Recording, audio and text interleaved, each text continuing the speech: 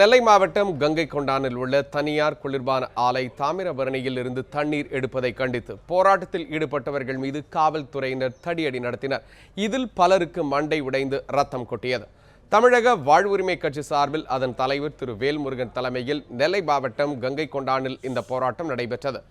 இதில் கலந்து கொண்டவர்கள் தனியார் குளிர்பான ஆலை நாள் ஒன்றுக்கு பல லட்சம் லிட்டர் தண்ணீர் உறிஞ்சுவதால் விவசாயம் பாதிக்கப்படுவதாக கூறி முழக்கங்களை எழுப்பினர்.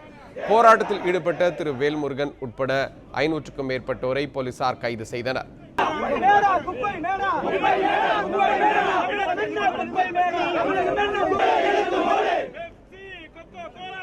கைது செய்தவர்களை ஏற்ற போதிய காவல்துறை வாகனம் இல்லாத நிலையில் காவல்துறைக்கும் போராட்டத்தில் ஈடுபட்டவர்களுக்கும் இடையே வாக்குவாதம் முற்றியது. அப்போது சாலை மறியலில் ஈடுபட்ட போராட்டக்காரர்கள் மீது காவல்துறையினர் தடியடி நடத்தினர். இதில் 5 பேரின் மண்டை உடைந்தது.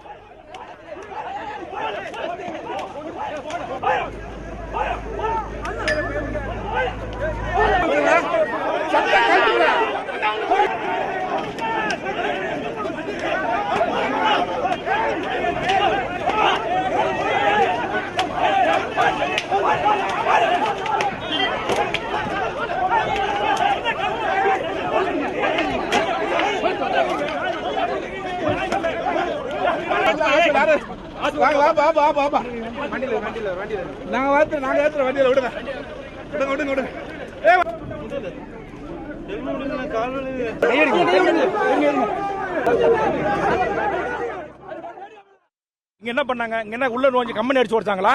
ஏதாச்சும் ஒரு உயிருக்கு சேதம் விளைவிச்சுமா? எதற்காக காவல்துறை இந்த காட்டுமிராண்டி நடவடிக்கை? இது மிகவும் வன்மையாக கண்டிக்கிறோம். இதற்காக மிகப்பெரிய போராட்டத்தை வேல்முருகன் தமிழ் டிஜிபி அலுவலகத்துக்கு முன்பாக நாளையே நடத்துவான்.